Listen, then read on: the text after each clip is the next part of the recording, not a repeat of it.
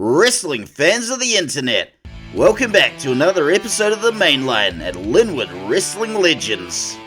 As always, we are coming to you live and direct from an abandoned warehouse in Linwood. And if you love wrestling as much as we do here at Linwood Wrestling Legends, then you've just gotta hop on that Mainline. Once again, I am your faithful host and color commentator John, and we have got another action-packed evening of wrestling chaos and carnage for you. Well, not just for you, really anybody who wants to see it. So without any further ado, let's go ringside right now and see what's shaking, baking, and craculating.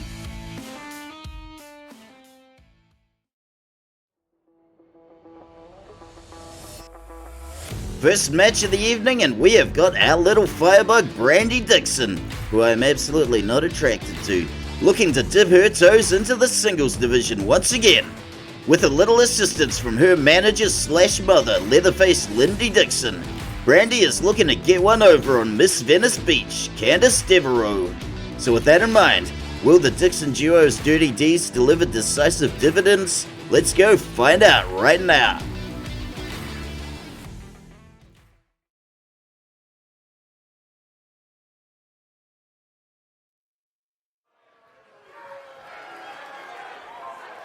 The following match is scheduled for one fall.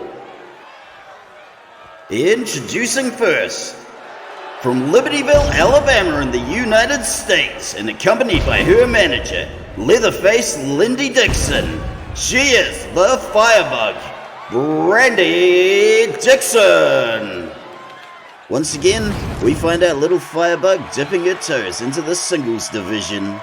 Now, we don't have any hard and fast rules about divisions in this promotion, but generally, wrestlers stay in their lanes. Singles wrestle singles and tags wrestle tag. But every time I've tried to point that out to Brandy Dixon, she just kicks me in the shins. And you know what, folks? She can kick really hard. I'm starting to get some serious boo-boos, and it's not funny. But when I went to the staff veterinarian Francesca, she just laughed at me. She was all like, what were you wearing? And folks, victim blaming is not cool.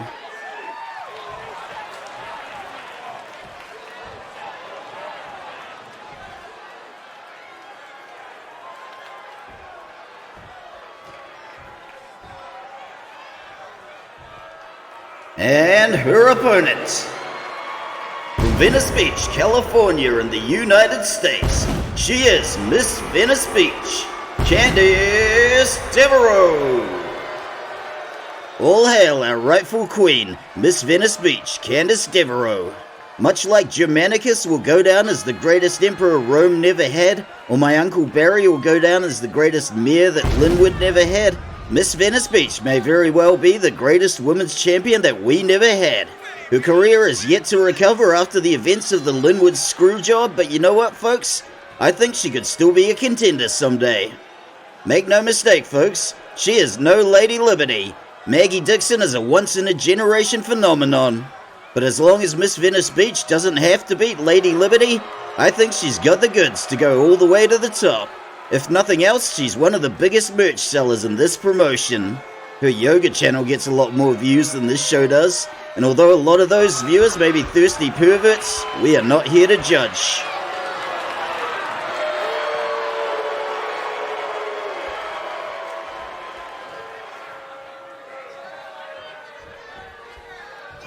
Referee Tom Herb rings the bell and Brandy Dixon comes rolling in with a code breaker. Now, I may not be a psychic or a high respiracy expert, which is the divination of the future through the study of animal entrails, but I am foreseeing a lot of dirty tricks from Brandy Dixon, and possibly her mother. Actually, scratch that, especially her mother. Miss Venice Beach laying in those butterfly hooks, but Brandy gives her the slip. We got the whip into the ropes, and Brandy with the drop toe hold. Oh, come on, that's just petty. And not even the good kind of petty like Tom Petty, R.I.P. We got the lockup and Brandy Dixon says don't come around here no more. Oh, good gravy, are we going to see an avalanche this early into the match? I know what you're doing, Brandy, and it's not going to work. Hurricane Rana off the top rope, and she is free falling. Let's see that again. I had no idea Brandy Dixon could pull off a move like this, but make no mistake, I am 100% not attracted to her anymore. Well, okay, maybe it's more like 30%, but last week it was 12%. I'm gonna get there someday. Brandy hitting that splash off the springboard, and what's she got now? Going for a cheeky stomp to the face, and I would have expected nothing less. There's a soccer ball kick to the back, and Brandy is incandescent with rage. Miss Venice Beach looking staggered, and Brandy looking to deliver a heap and helping a hurt. And I got no idea how we got here, but don't ask no questions. Miss Venice Beach with a good gravy. She's knocked referee Tom Herb unconscious with that clothesline. Mama Dixon throwing the chair to Brandy, and this is bad news indeed. Miss Venice Beach disarming her opponent, and crisis averted for now. Brandy gets whipped into the turnbuckle. Miss Venice Beach going for the handle, and Brandy gets dumped with the pump. Handle suplex. And speaking of people I'd like to see dumped with the pump, referee Tom Herb is taking his damn time, but Miss Venice Beach is going for the tap or snap. And Brandy weasels out. Brandy looking to go off the springboard, but Miss Venice Beach has got her number. She is going up and over into that powerbomb position. And finally, referee Tom Herb is doing his damn job. Snake eyes into the turnbuckle, and down she goes. Miss Venice Beach raining down the devastation, but Brandy is kicking back. And folks, when I said I wanted to see referee Tom Herb dumped with the pump, I didn't necessarily mean that the way Ice-T did when he said it, so it doesn't legally constitute a threat. And speaking of threats, Brandy is back in the ring. But while I may be waiting a while for referee Tom Herb to get dumped with the pump, at least he got dumped by his girlfriend earlier this week, and that's side-splittingly hilarious. We have got quite the heated exchange going on here. Neither of these two contenders is giving 2.54 centimeters, which is an inch. And while there are not many things out there as dope as the metric system, that electric chair drop from Miss Venice Beach has to be one. Candice Deveraux looking to make something happen off the middle rope, and boom goes the leg drop. If it weren't for all the yoga she does, she would have bad spinal compression by now. Miss Venice Beach sticking the crucifix. One! And kick out after the one. Yoga work for Diamond Dallas Page, it's working for Miss Venice Beach, and I'm hoping if I stick with it, I'll be able to shave my own back someday. And oh, what have we got? Good gravy! I had no idea Miss Venice Beach could do a moonsault. 1, 2, kick out after the two, but roll it back, Ernie. This is a seriously impressive aerial maneuver. Clearly that yoga is paying off for Candice Deveraux. But seriously, I am tired of paying that weird dude down the street $5 a pop to shave my back. I just need bendier arms. Brandy Dixon crawling towards the safety of the corner. Boom, shaluck luck boom, but there was no safety in the corner, and Brandy is out on the cardboard. In case you missed it before, Mama Dixon was playing silly buggers with the turnbuckle covers. I think we're about to see it, folks. Wubba lubba dub dub. That was the beauty crown, and can she get the pin? 1, 2. Oh, nearly there. Let's see that again. And while some people might take issue with me saying wubba lubba dub dub, if Rick and Morty are gonna toss it and leave it, then I'm gonna pull up quick to retrieve it. And what did I tell you, folks? Miss Venice Beach can absolutely be a contender if she keeps up with this kind of performance. This crowd is chanting fight forever, and if you ask me, that's incredibly rude. We've got 5 more matches on the card tonight, and if these two fight forever, when are the other wrestlers gonna find the time to get their stuff in? You inebriated oafs in the crowd didn't think about that, did you? Brandy hitting the frog splash off the slingshot, and Miss Venice Beach is laid out with her mind on her money and her money on her mind. She's already got some big plans for that $50 she's getting paid for this match, and she is stunned against the ropes. Brandy tying her up in knots, and no matter how bendy she may be, this is no fun for Miss Venice Beach. It's down to brass tacks, and we are seeing some good old-fashioned clobbering.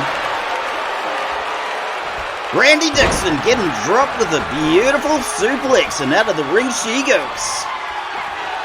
Cheeky little kick to the face, and we are on the cardboard. As thrilling as this ringside action is, ladies, I'd like to remind you, there is still a commentator hiding under this desk, so please stay away from the desk.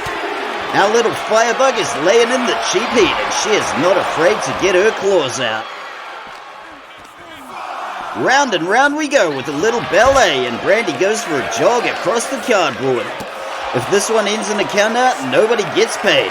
So if you two want to make that $50 a piece, I suggest you head back ringside right now. And for the record, we are all about equal opportunity at Linwood Wrestling Legends. You'll be delighted to hear that everybody in the men's division makes the same lousy $50 for a standard match, and we are back in the ring. Nobody's got the decisive upper hand just yet, but Miss Venice Beach comes in with a sleeper slam. Can she get the pin? 1, 2. Ooh, nearly a 2.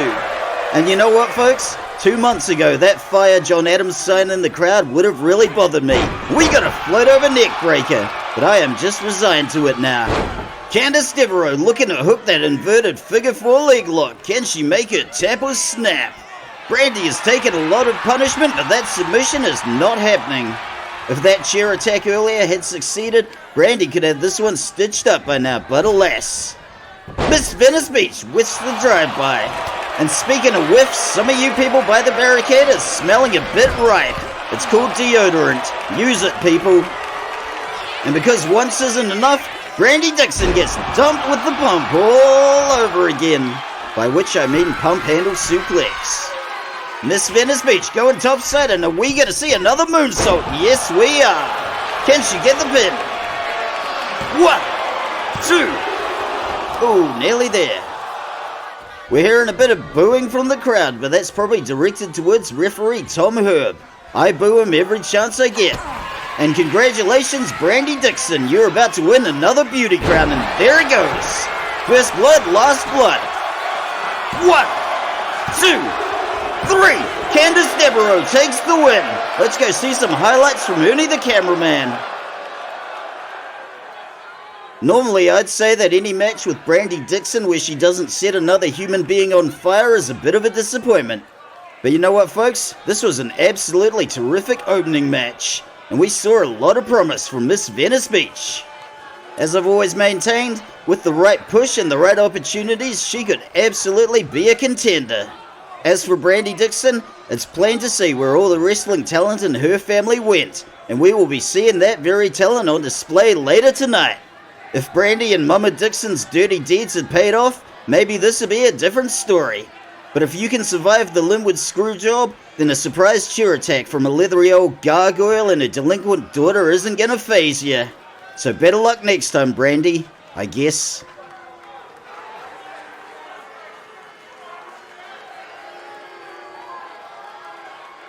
Congratulations to Miss Venice Beach, Candice Deveraux, for this first win in way too long. The Queen is bidding all her loyal subjects a hearty thank you, and Candice Deveraux is back on the road to becoming a contender. And as long as her ambitions don't conflict with any of mine, I wish her the best of luck.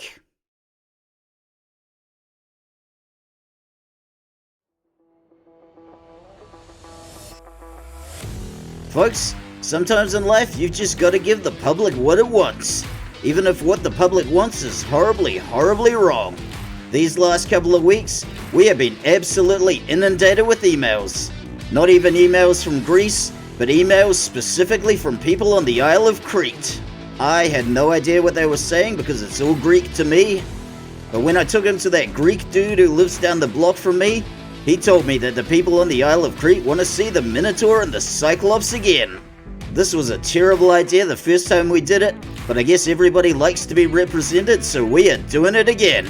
At first, we didn't know who to feed to the Minotaur and the Cyclops, but then we remembered we've got a wrestler here that literally works for booze. So tonight, for a 12-pack of Woodstock Bourbon and Cokes, the hard booze and hardcore legend Linwood Knight will be taking the Minotaur and Cyclops challenge. Let's go ringside now and check it out.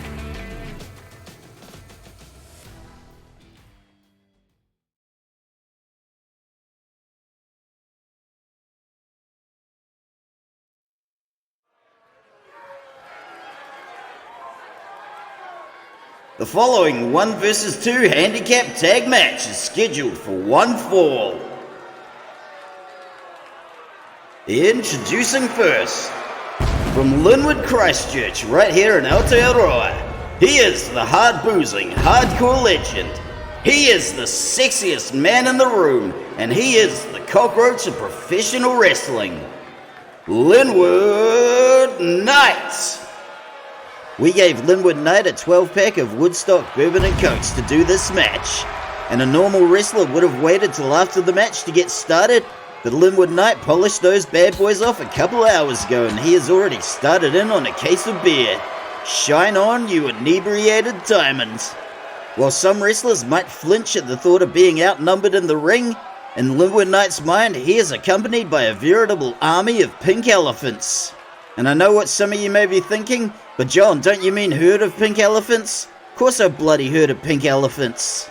It'd be pretty hard for me to bring it up if I hadn't heard of pink elephants, wouldn't it? Seriously people, use your loaf.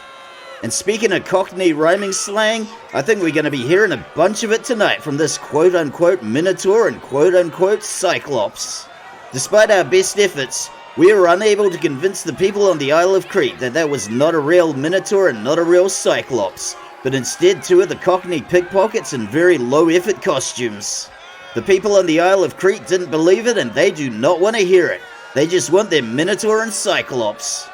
In the wrestling game, you've got to be in the business of giving people what they want, even if what they want is something completely ridiculous like mythological creatures or a singles run from Jey Uso. And while apparently we're totally fine with the former, the latter is where we draw the line. If we don't start drawing some lines, we're going to end up with Jey Uso and all 4 of his moves against the Minotaur and the Cyclops.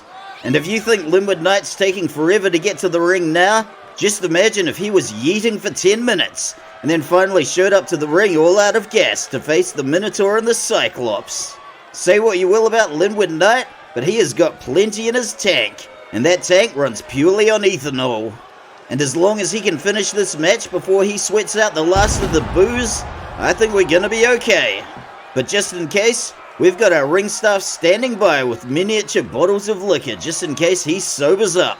I have never seen Linwood Knight sober, but the thought is truly terrifying.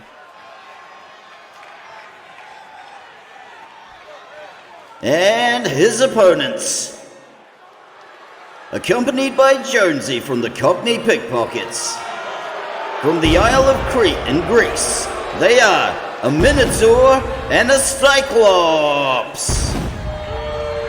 I can't goddamn believe we are doing this again. So I hope all you people on the Isle of Crete are happy. But here's something that was never explained. Why would a Minotaur and a Cyclops pick Jonesy from the Cockney Pickpockets to be their manager? I can see how a Cyclops might be fooled given they're not terribly bright, but Minotaurs have to navigate labyrinths, so one would hope they have a bit more nous. I'd actually be willing to believe that this was a very stupid Minotaur that managed to get lost in a maze and rescued by Jonesy. As long as we're just making stuff up to placate all the people on the Isle of Crete, why not? But here's what I think's happening here, folks. Our general manager, savvy wrestling promoter Todd Sorensen is seeing an opportunity. He thinks there's money to be made selling Minotaur and Cyclops merch to the people on the Isle of Crete. And you know what? It's not the stupidest idea I've ever heard.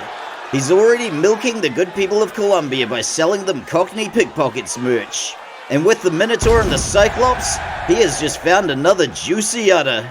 And I'm not sure if Minotaurs have udders, but if this one does, he's obviously taped them down. But most of all, I really hope this doesn't become a regular thing.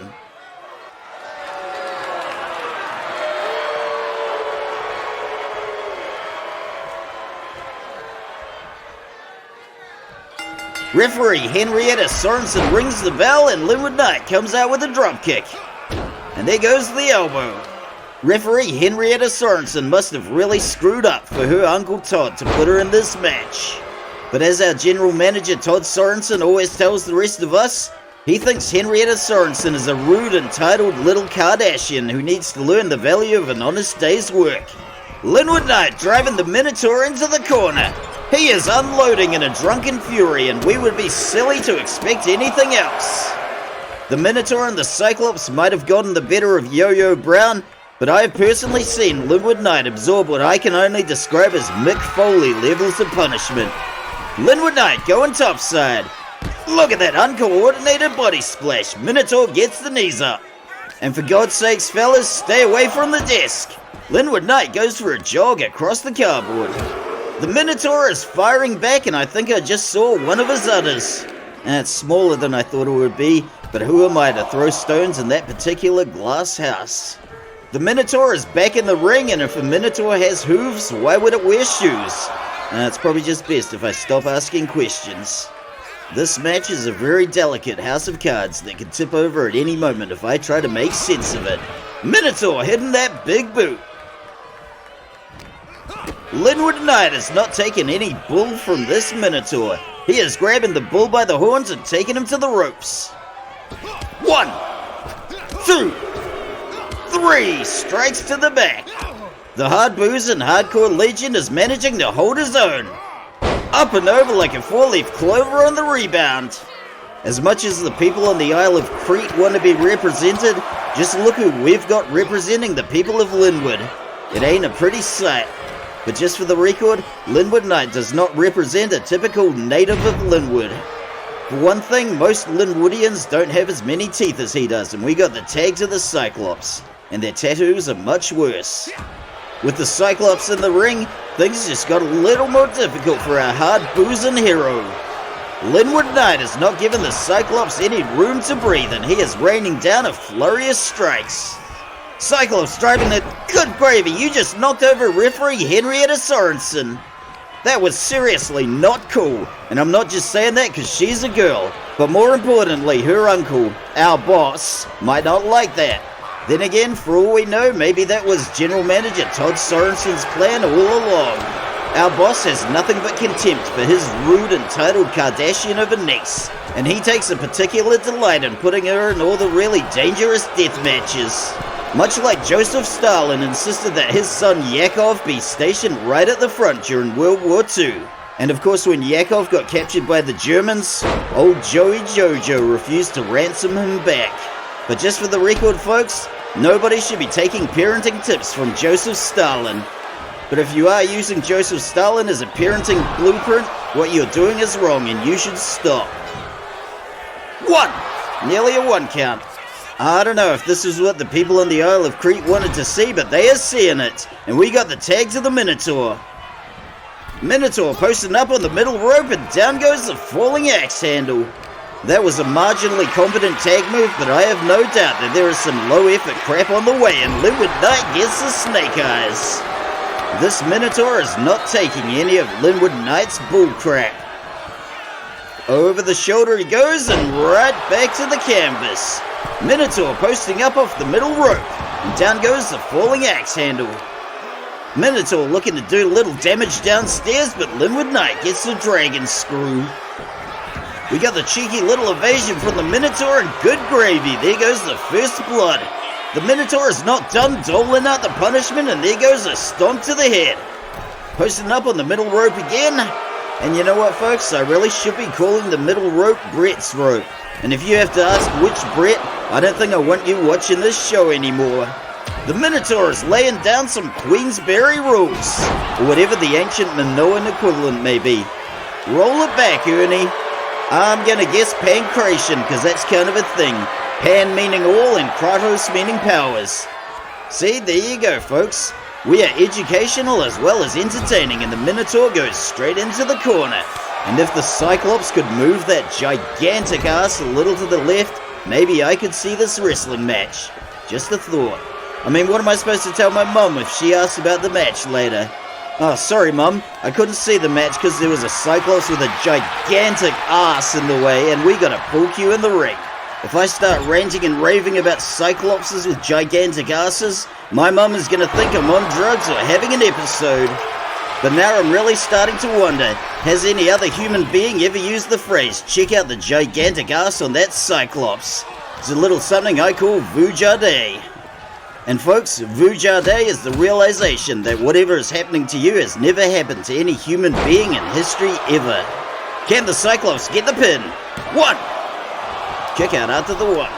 And folks, if this was an episode of Family Guy, we would have already run this Minotaur and Cyclops thing into the ground at least 10 times. But I'd like to think we're aiming a little higher than that. But seriously, how hard is it for you idiots to spell Minotaur and Cyclops? I don't know, ask a grown-up. Linwood Knight getting scooped up into the powerbomb. And it looks like it's going to be snake eyes for him all over again. And if that were the Cyclops, would that just be Snake Eye? One has to wonder. Linwood Knight is kicking back and there is still life left in this inebriated wrestler. Cyclops with a massive choke slam. And I can't help but notice those empty seats in the crowd. I'm guessing we didn't rent enough cadavers from the morgue this week to fill all those seats out. Linwood Knight back into the corner, but he is countering back. One has to admire the grit and tenacity of the hard-boozing hardcore legend, and he is going at it hammer and tongs.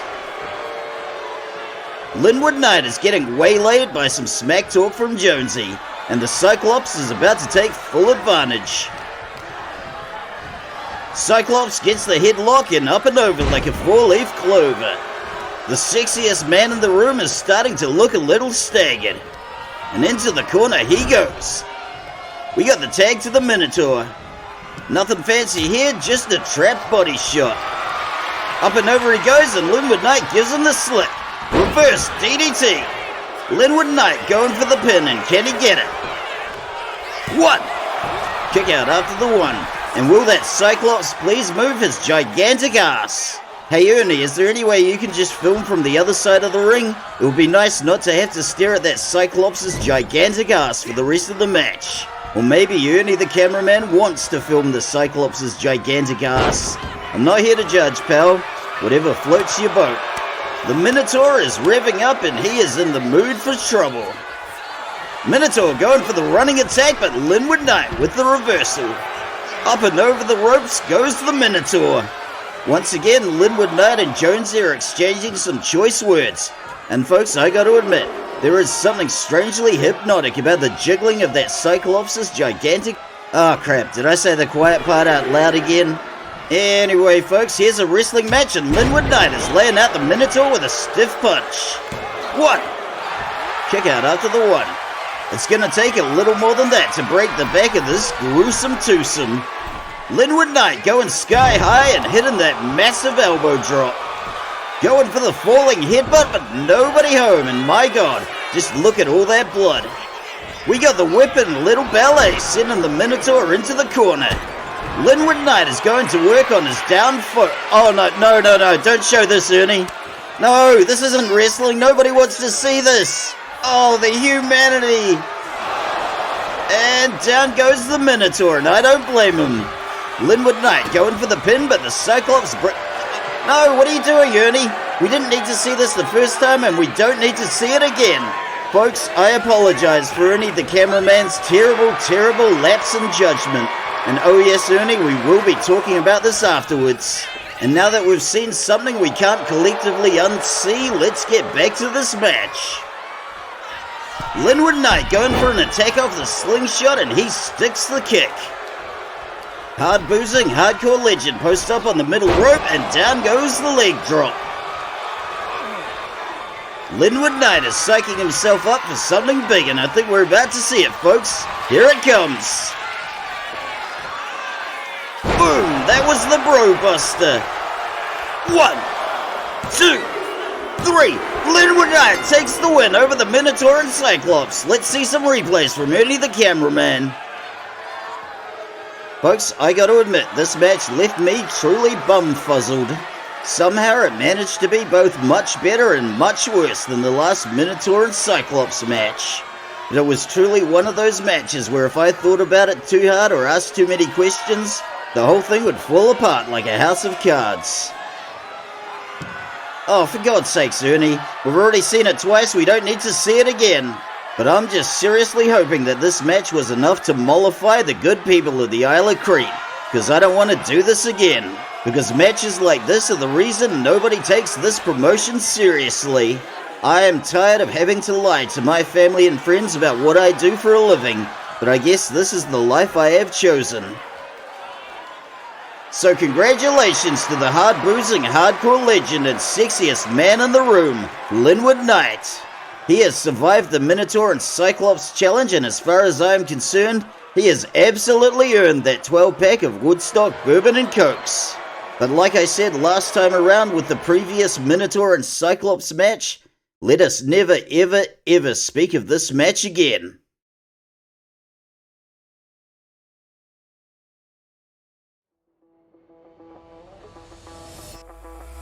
It's a sad thing indeed when a lovable oaf gets recruited into a dangerous cult.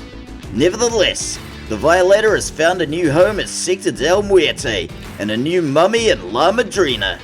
This week he is looking for a little payback against the Boxburg Butcher, Yonder Slagter. The last time they faced each other, the Butcher cleaned the Violator's clock. But this time around, the Violator is hoping to be protected by his new godmother's magic. So let's go ringside right now and see if that is indeed the case.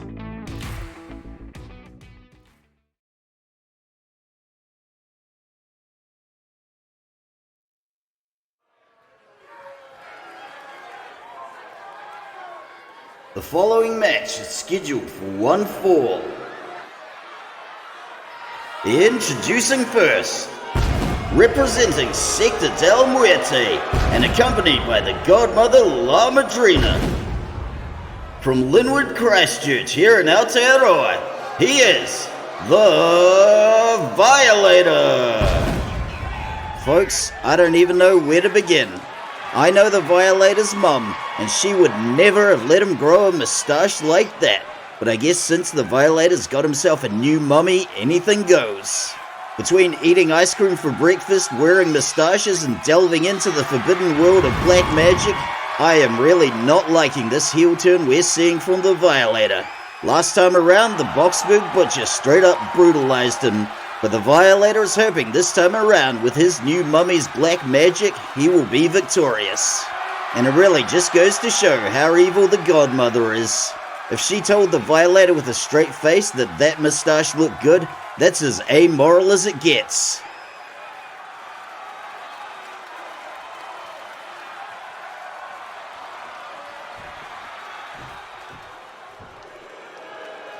And his opponent, accompanied by La Femme Brutale, Marisa Duvalier. From Boxburg, South Africa, he is the Boxburg Butcher, Jan de Slagter. And speaking of people with horrible moustaches, I guess this is a thing now. Officially, Linwood Wrestling Legends, like a lot of wrestling promotions, frowns on dating within the locker room. But there's not a whole lot we can do about it, and I feel like throwing up in my mouth a little. To be honest, they both could have done better. And while I'm probably jumping the gun massively here, just imagine how horrible their children will be. Oh god, I hope they don't grow up to wrestle here. I will be an old man by then and probably still doing this lousy job. I will be working for Todd Sorensen's 3-year-old son Andrew, who will be all grown up, and probably sporting an equally horrible moustache just like his father. But seriously folks, how hard can it possibly be to grow a good-looking moustache? Burt Reynolds, Freddie Mercury and Mike Mensa all had magnificent moustaches, so why is it so hard for the rest of you to figure it out? And that's coming from a guy who can't grow a convincing moustache. But if I ever want to, I can grow some magnificent sideburns.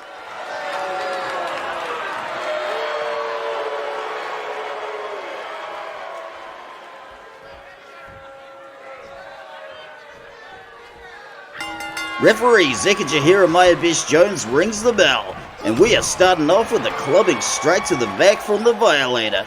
Our once lovable oaf is determined to get a little payback.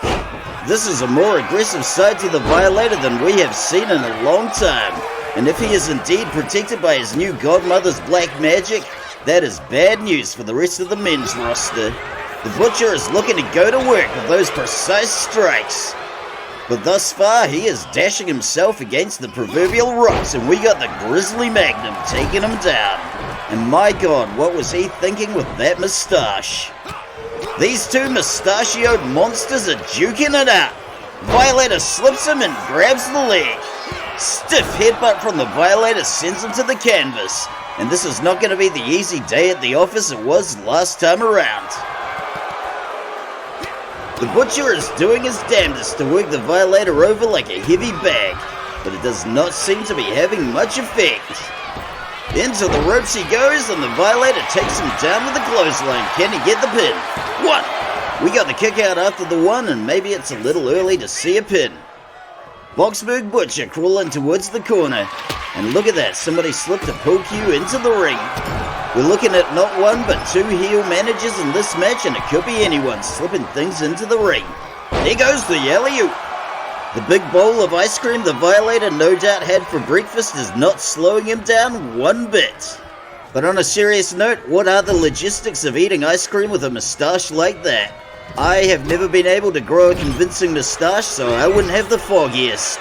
And folks, I can't tell you how embarrassing it is to admit that as a 44-year-old man, so I hope you appreciate that I am bearing my soul right now. I would have loved to have been able to grow a magnificent moustache, but alas, it was not on the cards. The Butcher has taken the power back, but can he get the pin? 1! Ooh, nearly a 2.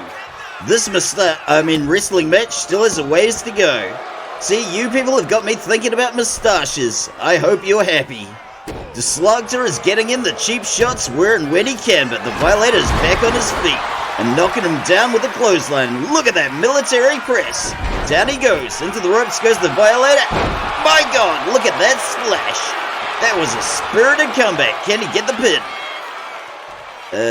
Anybody there? Referee Zekajahira Myabes Jones was a little tardy, but let's see that comeback again.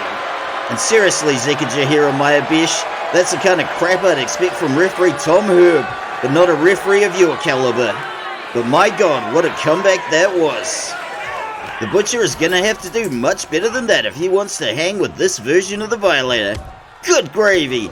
It is really not your night tonight, is it, referee Zekajahira Myabes Jones? We are seeing quite the reversal of roles. Normally it's the Butcher toying with his opponent and playing with his food, but this time around the Violator wants a turn. Ooh, what do we got here? Nearly a Violator claw slam. That kick came out of nowhere. The Butcher should be looking to capitalize on this opportunity, but he is getting distracted by the godmother La Madrina. God only knows what those two are arguing about, but it's probably something moustache related. And here comes the Violator. Another Grizzly Magnum knocks him to his feet. The Violator looking to go to work on the Butcher's arm.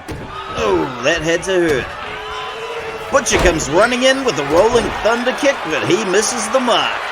The Violator's got him by the leg, and there goes the stomp to the gut. The Violator's hooked both his feet, and are we going to see No, we're going to see something even cooler. Round and round and round he goes, and there he stops. The Slagter just got a first-hand lesson in centripetal force. Violator comes running in, but he had that one scouted. And what is Marisa Duvalier doing on the apron? Violator coming in from behind with the gut wrench. And boom goes the power slam. Can he get the pin? 1. Ooh, nearly a 2. Violator looking to get the squeeze on his opponent's head, but the Butcher has other ideas and he dumps him with a bulldog. Ladies and gentlemen, we have got first blood and the Butcher is going up top. He is an absolutely ruthless competitor, possessing absolutely no ruth whatsoever. Spinning heel kick from the top rope knocks the Violator down. The Slagter is getting distracted by the godmother again, and La Femme Brutale cannot be happy about that. The Violator is back on his feet and he has the Slugs' back, driving him into the ropes. We got the whip across the ropes and a clothesline from the Violator. He's going for the pin, and can he get it? 1. Better luck next time, Violator. But in all fairness, I haven't seen the Violator move this fast since the last time he chased an ice cream truck. Stiff punch from the Slagter lays him out. Butcher looking to turn this one around, and good gravy, there goes the JCVD kick. Can he get the pin? 1, 2. Oh, just after the 2, but let's see that again. The JCVD kick is named after the Butcher's biggest hero, Jean-Claude Van Damme, who was also my childhood hero. Seriously, folks, I've seen Bloodsport over 300 times, and we are seeing a good old-fashioned slobber knocker. The Violator is doing his best impression of Ray Jackson from Bloodsport, and it just makes me want to say, "Okay, USA." But seriously, how cool was Ray Jackson? He looks like he'd be an absolute blast to hang out with. And it still blows my mind that Bloodsport features the appearance of a very young Forrest Whitaker. It's a shame that the story that inspired the movie Bloodsport was absolute bollocks, But as they say, never let the truth get in the way of a good story, and these two are going for it hammer and tongs. One of these wrestlers is probably going to need reconstructive surgery, but you know what? That's their problem. Violator getting the choke slam. Look at that. That looks mighty uncomfortable. 1, 2. Ooh, nearly there, but let's see that again. There is no denying the raw power of the Violator, and he has been using it to great effect in this match. Possibly with the assistance of his godmother's black magic, but we can only speculate. And we are looking at another Violator claw slam. I gotta say, folks, it's nice when bad things happen to horrible people. And I think we all know what's coming next. The Butcher is being dragged along the ring like a sack of potatoes, and here it comes, folks. Boom! There goes the Bum Bum Squash, and we got the 1, 2, and the 3. The Violator takes the win. Let's go see some highlights from Ernie the cameraman. At the risk of getting Vujade again and uttering something no human being in history has uttered ever, there is no denying the finishing power of the Bum Bum Squash. But how did we get there? This time around, the Violator knew what he was in for, and he came prepared with a little help from his godmother's black magic. Probably. The Violator has managed to turn his fortunes around in a remarkably short time. Maybe someday he'll mount a bid for that title, but the Violator would do well to remember this. Every Faustian bargain has a price, and it may very well be more than the Violator is willing to pay. And if you've never read The Portrait of Dorian Gray by Oscar Wilde, then why not? It's a really good book, and you should read it after this show. And if Oscar Wilde were alive today, he would have totally crushed it on Social Sasquatch. So congratulations to the Violator on what is technically his 3rd win in 2 weeks. Whatever success he's getting from Sector del Muerte, I really hope it's worth the alienation of his family and friends. But if you're thinking of joining an organization like Sector del Muerte or Super Adventure Club, just know that the cost of your new life may be a price more than you are willing to pay. And if I can convince just one person out there not to join Super Adventure Club, then I will have used my platform for some good today.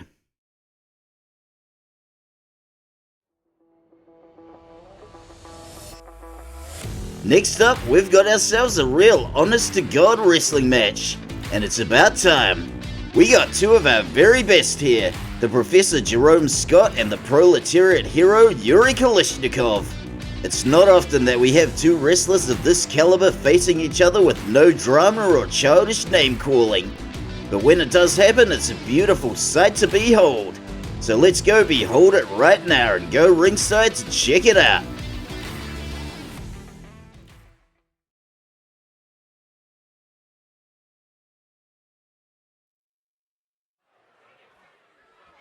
The following match is scheduled for 1 fall. Introducing first, from Cleveland, Ohio in the United States, he is the Professor, Jerome Scott. I don't know about any of you folks out there, but all of a sudden I am in a good mood. We can just forget about all the dreck we saw in the last 2 matches, because this one here is just going to be an honest-to-God wrestling match between 2 great wrestlers. And no matter who wins or loses, wrestling is going to be the winner on the day. If you came into this looking for any kind of emotional train wreck, or you wanted to see an absolute travesty of a match, this is not the match for you. If that's what floats your particular boat, you can watch literally any other match that this promotion has done. This one here is strictly for us wrestling fans. So save the drama for yo mama, because we're about to see some old-fashioned wrestling.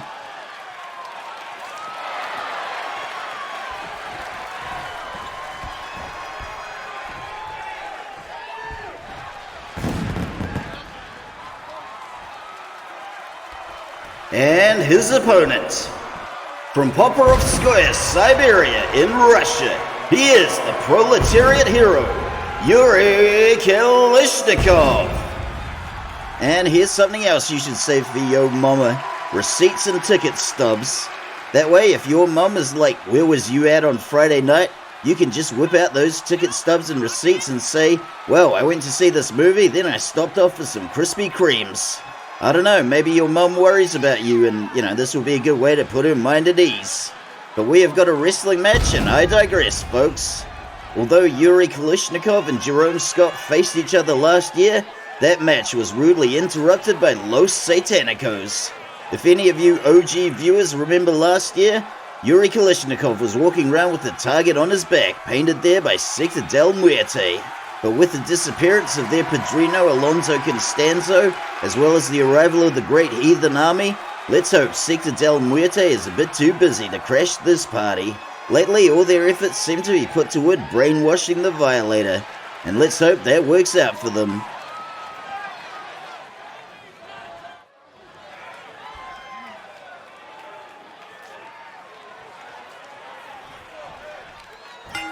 Referee Tom Herb rings the bell and we are starting this bad boy off with some good old-fashioned kinetic chess and a drive into the corner. Referee Tom Herb separating these two up, and fair play to both of them for not taking a cheap shot. That is a breath of fresh air. And speaking of cheap shots, you can get a photo taken with your favorite wrestler for the low price of $10. Or a sixer of whatever beer is on special if your favorite wrestler is Linwood Knight. Kalishnikov going to work and trying to isolate the Professor's left arm. He's checking the place where his watch should be because apparently he's got something better to do. But of course, we don't pay him enough to be able to afford a watch. He used to have this old watch that he found at the bus stop, but the tape fell apart, and now he is posting up on the middle rope. Down goes the falling punch, and once again, I really should be calling that Brett's rope. We got the counter and some more punches from the Professor. I guarantee we are going to be seeing a lot of counters and reversals within reversals. One! Kick out after the one. We've got two evenly matched, technically skilled wrestlers, and this one could go either way. We got the reversal from the Professor and another reversal from Kalishnikov. One! Two! Ooh, nearly a two. For all we know, this could turn into a submission match, and here goes Kalishnikov trying to stick the armbar. This armbar is not happening today, but let me tell you something all you people out there can bloody well stick. Fridge magnets of all your favorite wrestlers. On sale at the merch stand. We got a special deal with 2 for the price of 3. But the Professor is not having much luck sticking that heel hook. Maybe he should have bought some fridge magnets. And I can't believe we actually have to say this publicly, but please refrain from eating the fridge magnets. There are much better ways to get iron in your diet. Try some spinach. Kalishnikov laid up in the corner and the Professor has taken the... Good gravy, he's putting him in the Tree of Woe. Nothing good ever comes from the Tree of Woe, but Kalishnikov is kicking back. We got the flying forearm from Kalishnikov. We got the whip. Good gravy. He clocked referee Tom Herb. Good golly, Miss Molly. We got the modified Russian leg sweep, also known as the Siberian leg sweep. Apparently the proletariat hero has other places to be and he wants to hurry this along, but the Professor is not letting them off that easy. Taken to the canvas with a tried and true scoop slam, and can he get the pin? One! Ooh, kick out after the one. We are seeing a lot of good sportsmanship in this match, and to be honest, it's kind of freaking me out. Professor giving him the slip and straight forward into an STO. And folks, I would like to apologize for an error I made last month. This doesn't happen often, so you'll better listen up. Professor taking a leaf out of his hero Bret Hart's book and going for the sharpshooter. Can he stick it? And the proletariat hero is powering out. So anyway, a month ago when I said that nobody had been as big as Hammer or had the same amount of media saturation since him, I completely forgot about the Spice Girls, so my bad. And that was a really sweet spinning armbar that I could have commentated on if you people hadn't held my feet to the fire and made me apologize for one little boo-boo. And speaking of boo-boos, we've got a good old-fashioned slobber knocker, and nobody is walking out of this one without a couple of boo-boos. And speaking of slobber and boo-boos, when I was a kid, my grandma had a Saint Bernard named Boo-Boo, who was very slobbery. Professor knocks him down with a spinning discus punch, and you got to admit, that was pretty clever how I tied all that stuff together before. Professor looking to go up to the top rope and take flight. Huge second story elbow drop, and that did some damage. 1, 2. We are getting closer and closer. The professor is psyching himself up for something, and I think we're going to see it real soon, folks. Here it comes. And maybe not. The proletariat hero letting him know there is a counter to every move. With the possible exception of the Violator's bum squash. You're kinda screwed if he sticks that one. Good gravy! That was the gravitational constant. Can he get the pin? 1, 2. Oh, nearly had him, but roll it back, Ernie. Let's see that one again. Whether he wanted one or not, Yuri Kalishnikov just got a crash course in gravity from Professor Jerome Scott, who would like to remind you is indeed a literal physics professor with a PhD from Cornell University. We got the Olympic-style throw into an armbar, and this is a move straight out of Kalishnikov's handbook, but we got a rope break. There is a lot to be said about ripping the weapon out of your enemy's hands and stabbing them in the gut with it, which is why I take so many shots at WWE. Well, that's one of the many reasons, and we got first blood. We've seen Kalishnikov take worse beatings than this, so I wouldn't entirely rule him out. And he looks like he is making a comeback with the body scissors, and can he get the pin? We got the 1, we got the 2, and a kick out. And speaking of things I wish would make a comeback, how about my sense of self-worth? And look at this, we got a Kalishnikov special. Boom! Normally that would be lights out, but the proletariat hero has other ideas. Roll it back, Ernie. I never get tired of seeing this 1-2 combination, and one of these days I'm gonna make it the screensaver on my laptop. Kalishnikov looking to take to the skies. And I don't know if they have eagles in Siberia, but they have helicopters, and that was one hell of an elbow drop. And a lot of those Siberian helicopters get ambushed by bears looking to huff that sweet, sweet aeroplane fuel. True story, and we are posting up on Brett's rope. Fallen axe handle misses the mark, and the professor is taking full advantage. Into the ropes he goes. Professor goes low, and into a drive-by kick. We got the professor revving up, and look at that float-over neck breaker. We are seeing some terrific wrestling in this match, and I gotta say, this is much more satisfying than staring at the gigantic ass of a Cyclops, no matter how hypnotic the jiggling may be. And round and round and round Kalishnikov is going. The professor is dishing out a crash course in centripetal force, and this one's for extra credit. But seriously folks, try saying crash course in centripetal force 10 times fast. It's harder than you might think. We got the whip into the ropes, and a crash course in upward momentum. The professor has just given away the science lessons today. So all you scientifically illiterate fools better pay attention, and there we go. Oh, look at that! That was beautiful! Catch into an armbar, and can he stick the submission? It's all over like a 4-leaf clover. The professor takes the win. Let's see some highlights from Ernie the cameraman. This match was a victory for wrestling and a victory for the scientific method. All of Jerome Scott's students better take note. This is one professor you do not want to mouth off to. But fair play to the proletariat hero Yuri Kalishnikov. We saw some technical brilliance from him, as well as a sense of sportsmanship and fair play. And that's something we don't see around these parts often enough. And like I said before, when we do, it kind of freaks me out. Seeing good sportsmanship around here is like hearing a delicate acoustic guitar. It's a beautiful thing in and of itself, but previous experience has you expecting a brutal death metal riff to come out and punch you in the gut. Congratulations to the Professor Jerome Scott on this well-deserved victory. He is not looking like a particularly happy camper at the moment, but if I was a wrestler as good as him, and this was the only gig I could get, I would no doubt be harboring some pretty serious resentments myself.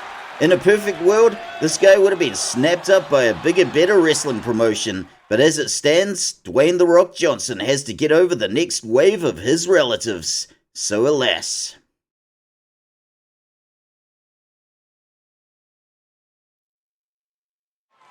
Good gravy!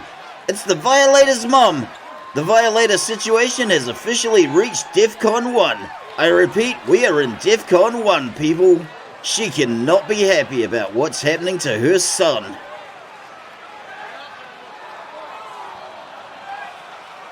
And I gotta say, folks, a custody battle for the Violator was not on my bingo card for today. Let's be honest, people. The moustache is indeed the most egregious thing about this situation. I would never use the words little and Violator in the same sentence, but then again, I am but a humble color commentator.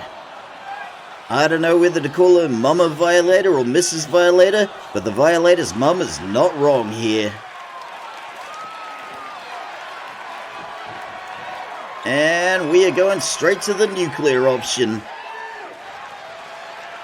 And who saw that coming?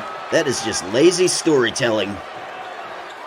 I would have thought a custody battle for the Violator would have gone along the lines of, you take him, no, you take him. So this is a shock to me.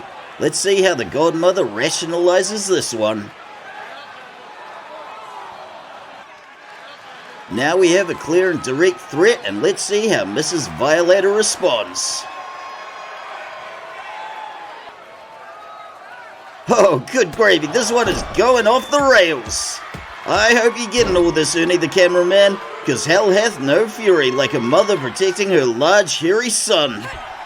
We are seeing a good old-fashioned knockdown, drag-out brawl, and Mama Violator is opening with the Grizzly Magnum. There is no referee in sight, and no quarter will be asked, and no quarter will be given. And hey, Vivian, can we do something about those mics feeding back? Maybe just hit the mute button on the channel? I tried to tell you people, you want to get the cheap dynamic mics for all the ring stuff. But no, you people had to get the expensive condenser mics that can pick up a mouse pissing on cotton. And now we have a wall of feedback, so I hope you're happy. Up and over the ropes goes the Godmother. The Violator's mum unloading with all the fury of an overprotective helicopter parent, and boom! Suplex against the apron. The Godmother is getting a lot more than she bargained for in this exchange. We have seen some of these moves before, and it's very much a case of like mother like son. All 5 of our referees and most of our security detail are cowering in the gorilla position because nobody wants to get in the middle of this. And across the cardboard goes the Godmother. And to be honest, I'm glad this brawl didn't go down on Mother's Day because God knows we had enough drama that week. This Linwood crowd has no love for Sector Del Muerte, and they are rallying behind Mama Violator. They want their lovable oath back, as we all do. We are back in the ring for another swing. We are seeing some impressive strength from Mama Violator, and just a reminder that she stands at 6'5", which is taller than any of the women on our roster, and down goes the stalling suplex. Although we know she stands 6'5", I don't want to hazard a guess as to what Mama Violator's weight may be, because that's impolite to do to a lady, and we are all about good manners here. But there is nothing good-mannered about those strikes to the breadbasket from La Madrina. The Godmother is starting to fire back with a salvo of deadly strikes. But there is no denying the sheer grit of this overprotective mother. Up into the powerbomb position goes the Godmother, and she gets dumped with a sit-out powerbomb. I'm kind of amazed the Godmother can wrestle at all in that cocktail dress, but to be honest, that's probably the least nonsensical thing about this brawl. Violator's mum going for the choke and looking to rip out her opponent's spine through her throat, just like the Violator did to that guy in Deveraux when we had a show there. True story. The papers hushed that one up and the cops didn't feel like doing the paperwork, so you probably didn't hear about it. Violator's mum getting the upper hand, and there goes the clubbing straight to the back of the head. And what do I even call this? The Violator's mum claw slam, but no matter, because the Godmother counters. La Madrina is facing an immovable obstacle in the way of the Violator's mum. There goes the rake to the back, and that one's gonna leave a mark. Violator's mum gets the headlock, and she is looking to pull off another stalling suplex, but the Godmother gives her the slip and takes her off her feet. This one ain't gonna be over easily. Violator's mum looking to put her over the shoulder, but La Madrina reverses, and we got the reverse DDT. There goes a double knee drop. Good gravy, that was snazzy. Hey, roll it back, Ernie. I gotta hand it to the Godmother. That one had a little panache to it, and that is always nice to see.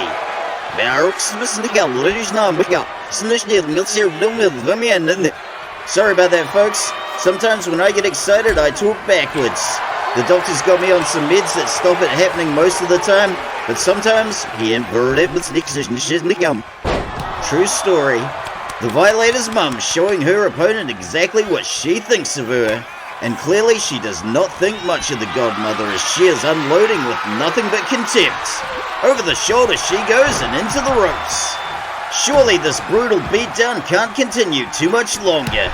All this excitement is just a little much for me, and I'm worried if we don't see a blow-off soon, I'm gonna snook having nuts again. God damn it. Godmother gets dumped by another sit-out powerbomb.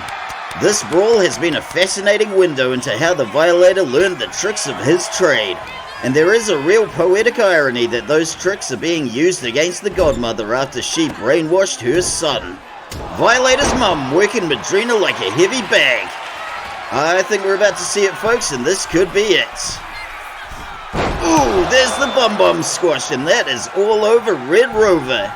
Hey Ernie, is there any way we can cut to a commercial or literally anything else? Because I don't think it's going to get any better from here.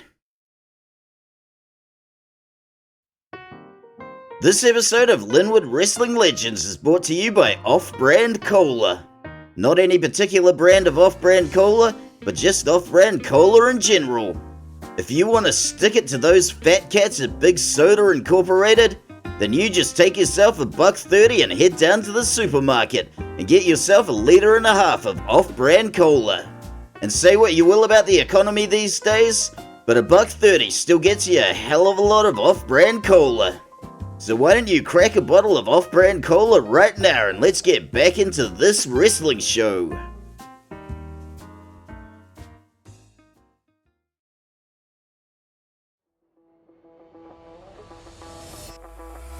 All the way from the mean streets of Medellin, Colombia, Mercedes Cortez and Veronica Mendoza of Las Sicarias are coming for those women's tag championships.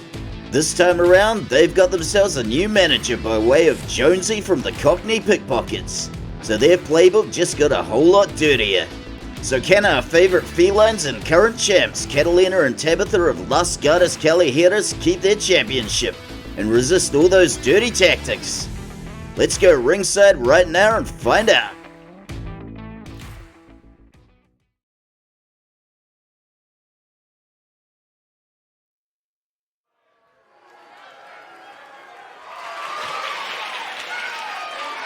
The following LWL Women's Tag Team Championship match is scheduled for one fall.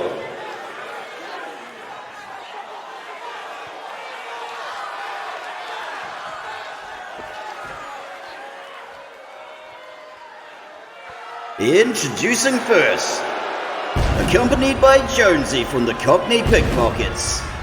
From Medellin, Colombia, Mercedes Cortez and Veronica Mendoza are Las Sicarias.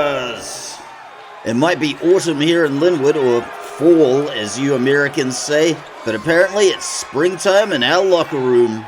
Rumor has it that Veronica Mendoza and Jonesy are indeed an item. But here's what I think's really happening, folks.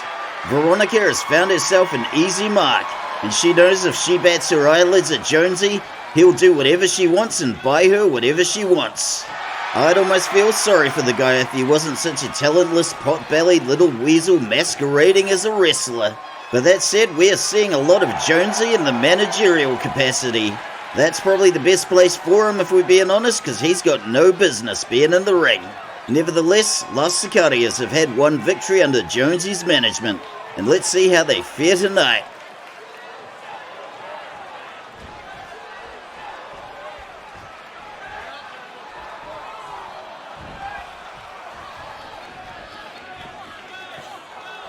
And their opponents, and current LWL Women's Tag Team Champions. From Guadalajara, Mexico, Catalina and Tabitha are Las Gatas Callejeras. We all know them, we all love them, and how can you not cheer for these delightful two kitty cats from Guadalajara, Mexico? Besides their amazing high-flying skills, everything about Las Gatas Callejeras is just plain fun, and they are a great role model for all the kittens out there looking to become aspiring wrestlers. We got two kitty cats who had a dream, put in the work, and made it all the way to the top of this rinky-dink wrestling promotion. If they can do it, you can do it too. Unless you're Jonesy from the Cockney Pickpockets, in which case you should just learn to embrace your mediocrity. But there is nothing mediocre about this first of two women's title matches tonight, and I for one cannot wait for this hootenanny to get started. That very well may be the first time I've used the word hootenanny on this show, but if you can point me to an earlier occurrence, I will give you $1. And just think of all the things you'll be able to do with that shiny new dollar.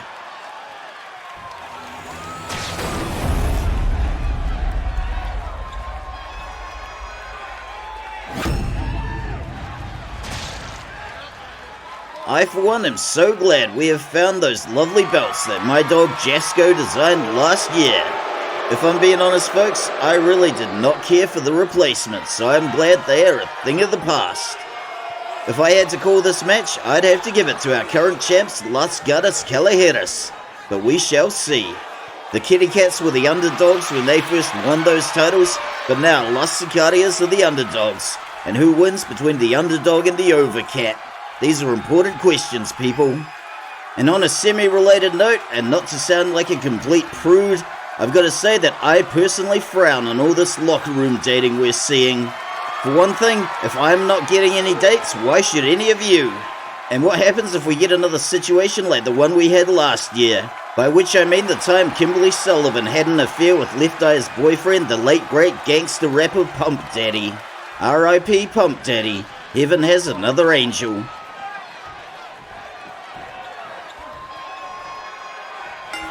Referee Henrietta Sorensen rings the bell, and we got the whip straight into Las Sicarias' corner in an early tag to Mercedes.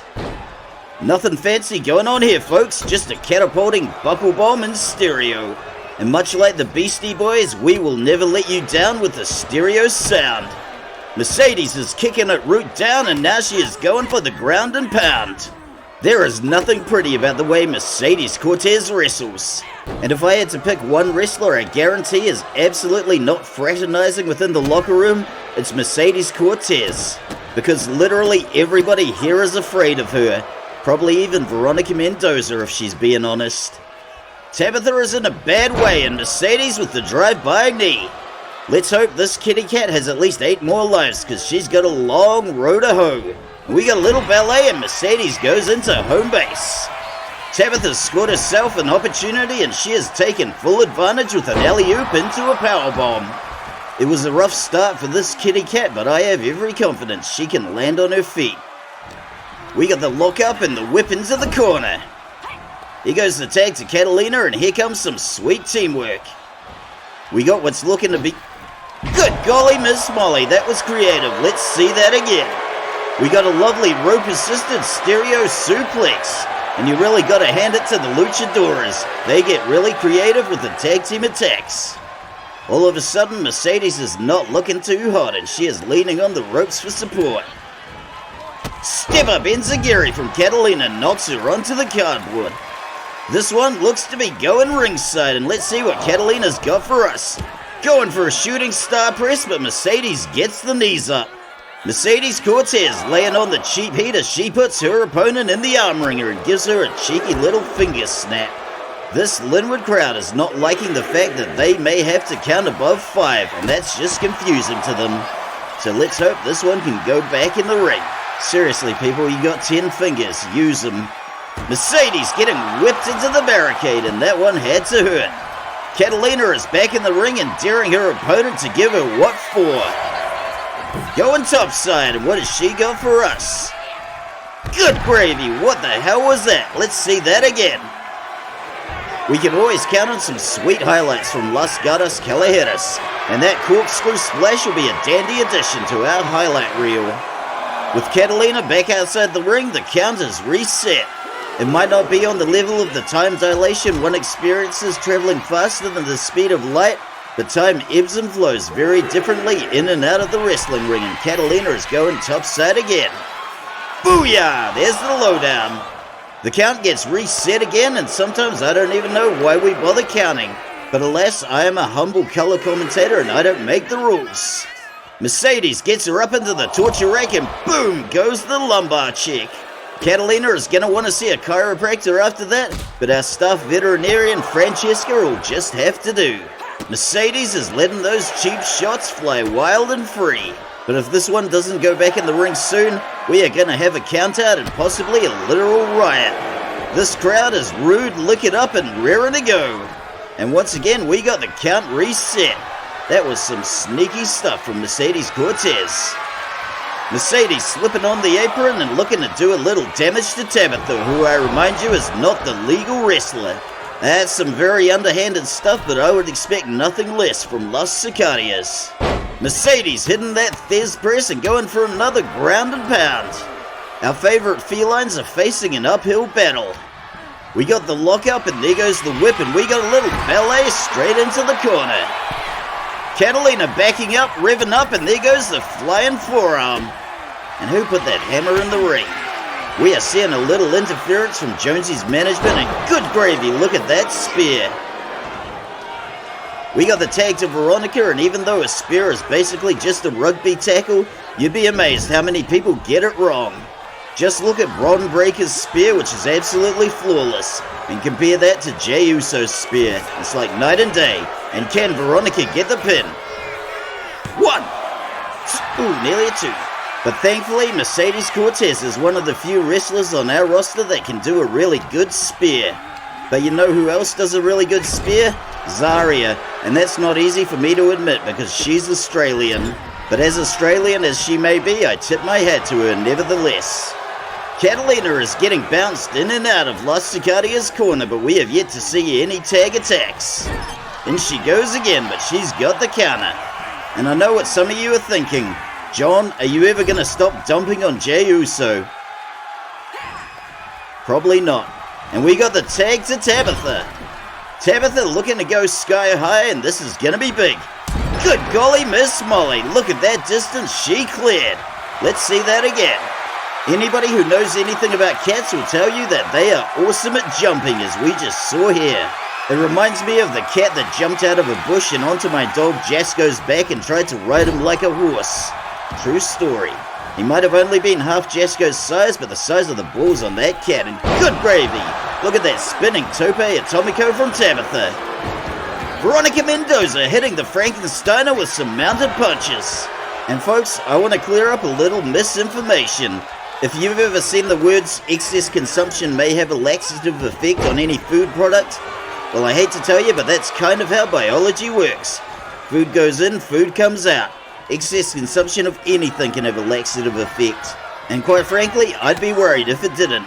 And if it doesn't, maybe you just need to snort a few fat lines of Metamucil. Disclaimer, Linwood Wrestling Legends does not condone the recreational use of Metamucil. We got the lockup and Mercedes slips the back and boom, there goes the backbreaker. This Linwood crowd is not happy to see their beloved kitty cats be put through this grinding mill. We got the whip into the corner and Mercedes is in hot pursuit with the flying Superman punch. We got the slip and boom, there goes another spear.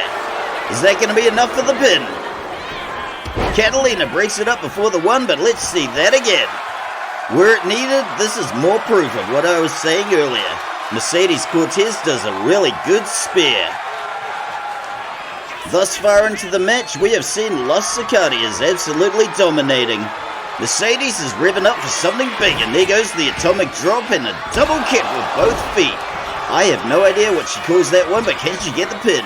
1, 2, nearly there.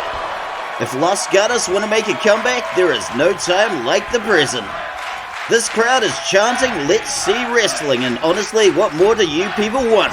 Stop being so damn selfish. Tabitha with the run up and good gravy, look at the height on that drop kick. And now that you people in the crowd have seen wrestling, can we get back to the wrestling match without the rest of you trying to hijack it? Catalina gets dropped by a stiff right hand from Mercedes. But I swear to God, if I hear any more complaining from this Linwood crowd, then so help me God, I am turning this wrestling promotion around and nobody is getting ice cream. Catalina hitting that trapeze, and my God, look at that arm drag. That was acrobatic. 1, Nearly a 2. This match is proving to be quite the slog for both competitors, but Catalina says bring it on. I've still got 7 more lives. What the hell was that? There was kind of a 619, a fake out, and a spinning kick off the rebound, and what do we got now? Whoop, bubble, loo bubble, up bamboo. Look at that, spinning elbow drop. And it gets broken up by Veronica, but let's see that again. Catalina calls this one the Ovio de Cuerda, which I believe translates to ball of yarn. And what cat doesn't like playing with a ball of yarn? Catalina is all revved up with apparently no place to go, but she hits the running senton. We're seeing Las Gatas mount a comeback, and there's the tag to Tabitha. Mercedes is bracing herself against the corner, and she is in a perilous position. In comes Tabitha with a kick, a sweep, and a sweet drop. Nobody does the acrobatics quite like the luchadoras. And I hate to say it, folks, but I think I may be coming down with another bug. No es bueno para mi estómago and all that. And that was a lovely release German suplex from Mercedes. But you know what, folks? If Ozzy Osbourne can pull it together for one last concert, then I can sure as hell pull it together for tonight's main event, which I have been looking forward to for a long time. We're seeing some more dirty dealings from Mercedes as she is going after the non-legal partner. This is the kind of crap I would expect from the Cockney pickpockets. And with Jonesy as Las Sicarias manager, this doesn't surprise me in the least. Mercedes Cortez doesn't care how dirty she has to play as long as she can get the victory. And we got the tag to Veronica. We are starting in with the mind games, and Veronica Mendoza says bring it on. We got the whip into the corner, and we got the tag to Mercedes. Veronica pinning Tabitha against the turnbuckle, and here comes Mercedes with a flying forearm. Down she goes. Mercedes pulling Tabitha up to her feet, and whatever she did before, she's doing it again. I really need to learn the name of that combo, but can she get the pin? Not this time around, because it gets broken up by Catalina.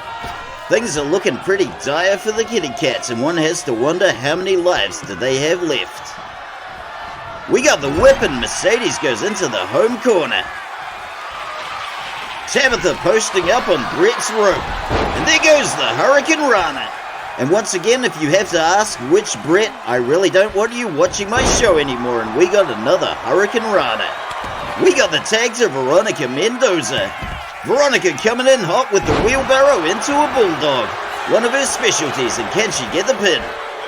1, 2, 3, Las Sicarias take the win. We have new champions. Let's see some replays from Ernie the cameraman.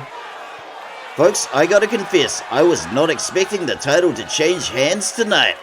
Las Sicarias came into this match as the underdogs, and who knows, maybe they were just hungrier and scrappier than our favorite felines, and maybe that's what carried them to victory. I would be lying if I said I was happy about this, but this is Linwood, and we roll with the punches. But one truly has to wonder, was this victory because of Jonesy's management, or in spite of Jonesy's management? We may never know.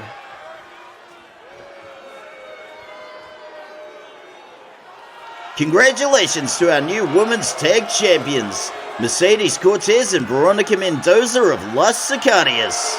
To be honest, I was expecting a lot more dirty tricks, so I am as shocked as anyone that they won this victory as cleanly as they did. It'll be interesting to see what effect this has on their merch sales, which have been a little sluggish to say the least. One also hopes that this victory will inspire Jonesy to stick with his career as a manager and stay the hell away from the ring.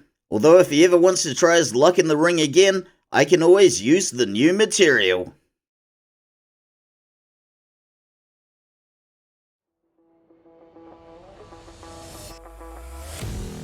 Folks, the match we're about to see is a match I have been waiting for a long time. I've always maintained that it's an absolute travesty that Maggie Dixon has never received a title shot until now.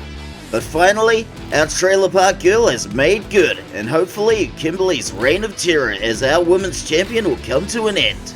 And because this is such an important match for this promotion, our general manager Todd Sorensen is doing the honors as referee himself. So without any further delays, let's go ringside right now and check out this historic match.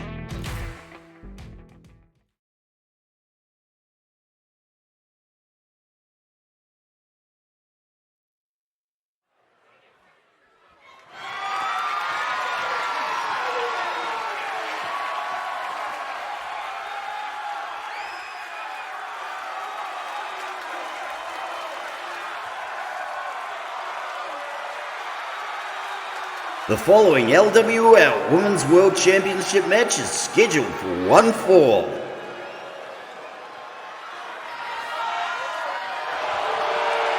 Introducing first, our special guest referee for this match, LWL General Manager Todd Sorensen. And there he goes, folks, my boss, Todd Sorensen, in all his mustachioed glory. Believe it or not, Todd was supposed to be a special referee on a women's title match we had last year, but unfortunately the morning of, he came down with wicked diarrhea. When he came back, he blamed the Coven for casting a hex on them and stripped them of their tag titles rather unfairly. He really should have been looking closer to home though, because his wife Amanda's chili con carne is an absolute hate crime against Mexican food.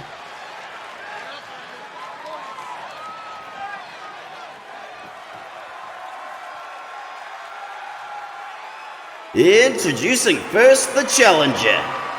From Libertyville, Alabama in the United States, she is a one-woman rampage. She is Lady Liberty, Maggie Dixon. And oh, what a journey I have been on with Lady Liberty. From her early indie days in the southern states, to being saddled with her talentless sister as part of a tag team, and finally to the big time here. It's been one hell of a journey. Despite the fact I have very strong feelings about both competitors, I am gonna do my best to be fair and unbiased tonight. Who the hell am I kidding? I hope Lady Liberty snaps Kimberly in half, and I am not ashamed to say it.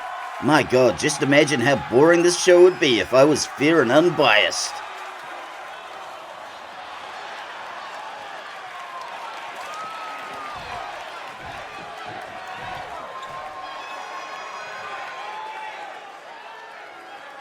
And her opponent, and current LWL Women's World Champion. From Brisbane, Queensland in Australia, she is the Mean Girl, Kimberly Sullivan. Enjoy it while it lasts, Kimberly, because that is the last time you will wear that belt. And all you people out there purchasing Mean Girl merchandise, you're part of the problem.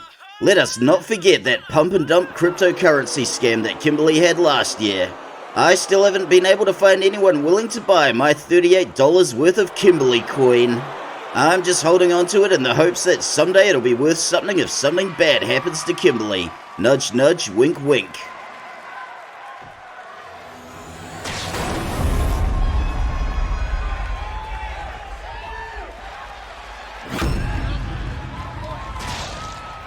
And I have no idea why our sound tech Vivian put that squishing noise in there.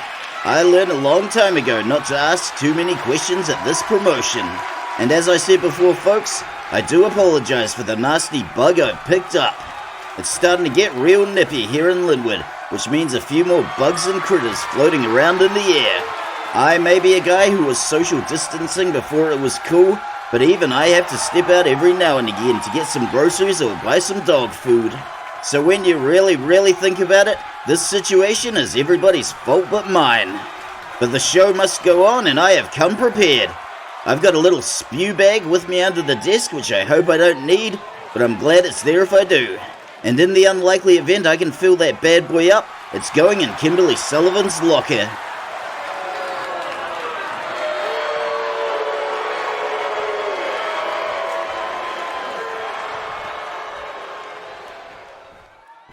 Special guest referee Todd Sorensen rings the bell.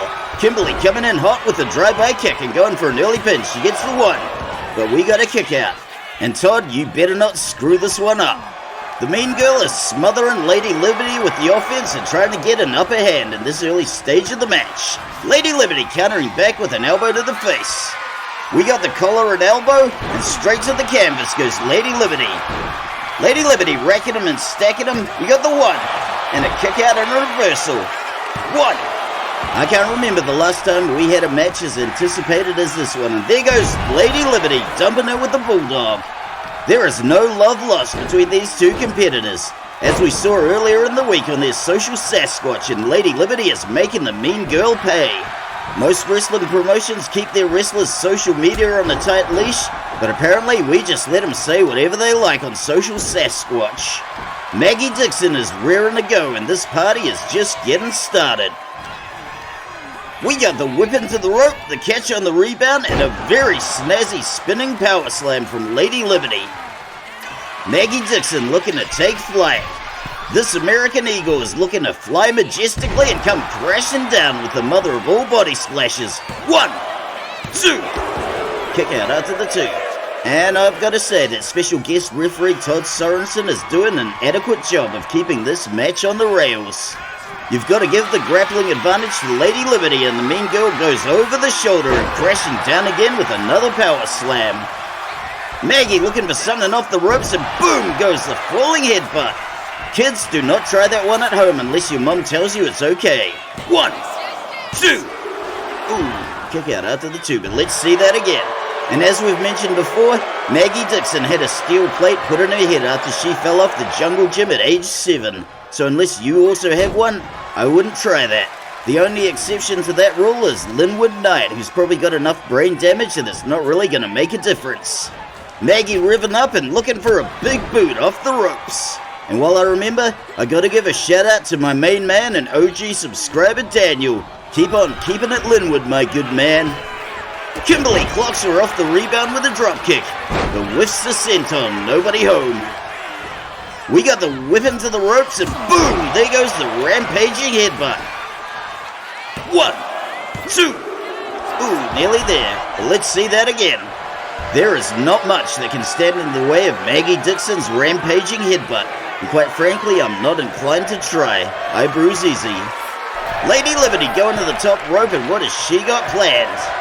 This Linwood crowd is right behind her, and you know what? So am I. Goes for the flying forearm, but misses the spot. The mean girl looking to take full advantage of her opponent's misstep, and Lady Liberty goes up and over the ropes. We are going to the cardboard. And folks, when it's cheaper for our staff veterinarian Francesca to prescribe painkillers than it is to get any kind of padded mats around the ring, that is a woeful indictment of our health system. And that's why you should have voted for my Uncle Barry when he ran for mayor of Linwood. Kimberly Sullivan hitting that Spanish fly, and that was some impressive acrobatics. But there's more acrobatics on the way as Kimberly hits the standing moonsault. Let's see that again. Now folks, I have never said Kimberly wasn't talented, but unfortunately talented people can be horrible people too, and Kimberly is going up to the barricade. We are about to see some more of those gymnastic skills on display, and Kimberly misses the somersault. Stiff elbow drop from Lady Liberty. And folks, if we had to scrub all the talented and horrible people from our roster, we wouldn't have much of a show. Every story needs its villains, and we got a whole bunch of them. We're having the devil of a time trying to find baby faces to pit against them, but we've got a couple. Maggie looking to hit that spinning power slam again, but Kimberly gives her the slip. Boom! That was the botched facelift. One of Kimberly's signatures. 1, 2. Kick out after the 2. Let's see that again. Kimberly is going for the old tried and true, but once again, the steel plate and Maggie Dixon's forehead comes to the rescue. Mean Girl looking for something off the springboard, and boom goes the shooting star press. Can she get the pin? 1, 2. Ooh, nearly a 2. Kimberly has already defended her championship 3 times, and she is determined to cling to it for dear life. But just remember folks, it's Kimberly's world, and apparently we're all just living in it. Lady Liberty goes over the shoulder, and Kimberly with the pop-up cutter. Lady Liberty is really making the mean girl work for it this time around. Kimberly looking to go topside where she does her best work, allegedly. Referee Todd Sorensen running through the middle, and Kimberly's plans are dashed against the rocks. Mean Girl firing off a salvo of stinging shots, and we got the wheelbarrow into an arm drag. The Mean Girl looking to take out her opponent's leg. But Lady Liberty is firing back.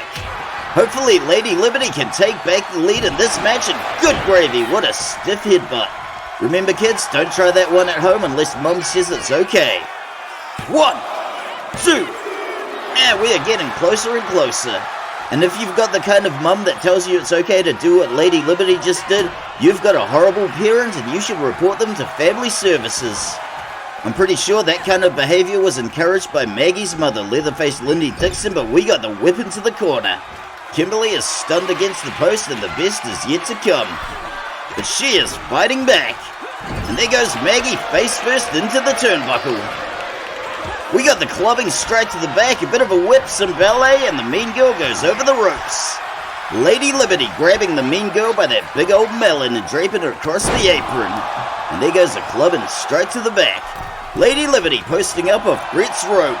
And I've got to say, referee Todd Sorensen is doing an amazing job of staying out of the way, but Lady Liberty is dropping the mean girl with a flying clothesline. We got the whip, a little ballet. Kimberly goes low. Kimberly goes high. And Maggie gets tagged with a step-up enziguri, but she is not phased, and she is firing back. Into the ropes Kimberly goes, and we got another rampaging headbutt. 1, 2, 3. Oh my god, she's done it. Maggie Dixon has taken the win and the title. Let's see some highlights from Ernie the cameraman. Folks, as the biggest Lady Liberty fanboy this side of the black stump, I have so many emotions going through my head right now. Maggie Dixon has finally made it to the top where she belongs. And as somebody who hates them some Kimberly Sullivan, I just can't wait to see her get kicked out of that private dressing room. While I wish I hadn't come down with a bug, sometimes you just gotta roll with the punches, and there was no way in hell I was gonna miss this match. If I still drank, I'd be cracking a beer in celebration, but unfortunately I'll just have to make do with some quickies and some green tea. Congratulations to our new LWL Women's World Champion, Lady Liberty, Maggie Dixon. I always knew she had the goods to go all the way to the top, so I feel incredibly vindicated as a commentator by this victory. And I've got to give some credit to our general manager, Todd Sorensen, for not screwing this one up. But I think even Todd knows that if he had, I would never let him hear the end of it. But congratulations again to our rightful champion, Lady Liberty, Maggie Dixon.